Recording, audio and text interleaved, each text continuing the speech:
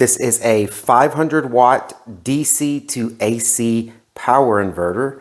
Let's take this thing out of the box and check it out. So when you open up the box, you're going to get, of course, the power inverter here. You're going to get a little user guide on how to use it. You're going to get a set of alligator clips that attach to the inverter on this side, and you're going to get a 12 volt accessory plug that you can also plug in here. So this is the power inverter itself. The sides are pretty straightforward. This is the side here. It does have a built-in fan, which is pretty important when you get into this kind of wattage out of one of these inverters. So it's got a fan to keep it cool, on-off switch, and here is your positive and negative ports here to where you plug in your different plugs on how you're going to connect it.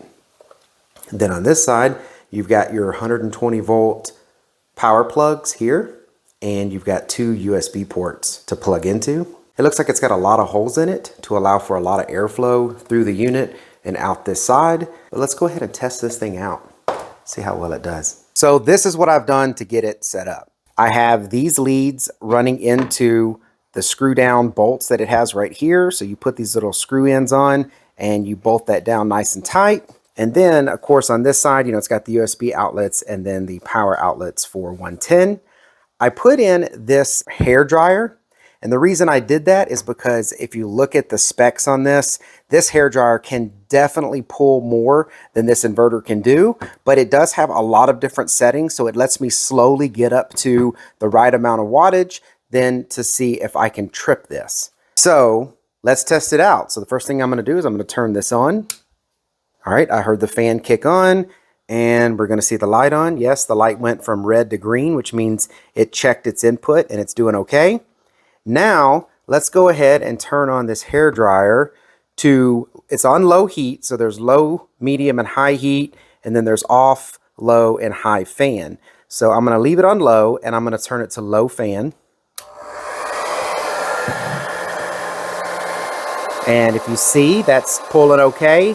I believe this is supposed to be rated at about 200 watts right now. Now I'm going to kick it up to high fan, which then gets it closer to 400. It's still handling that just fine. But now I'm going to move this to medium heat, which should surpass the actual amount of wattage this can put out. So let's see. All right, and it did it. So now if you see that, it turned red. It went back to green, but it's going to pop again because it's pulling too much. Now, it has tripped twice, so I'm going to go ahead and turn it off, basically resetting it.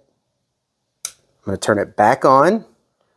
All right, now we've got green. Let's just make sure that it turns back on fine. I'm going to go straight up to high fan, low heat. It's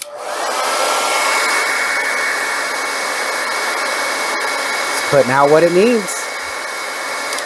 So yeah, I would say that this thing is doing what it's supposed to do. I hope this video was helpful. Thank y'all very much for watching. Y'all take care.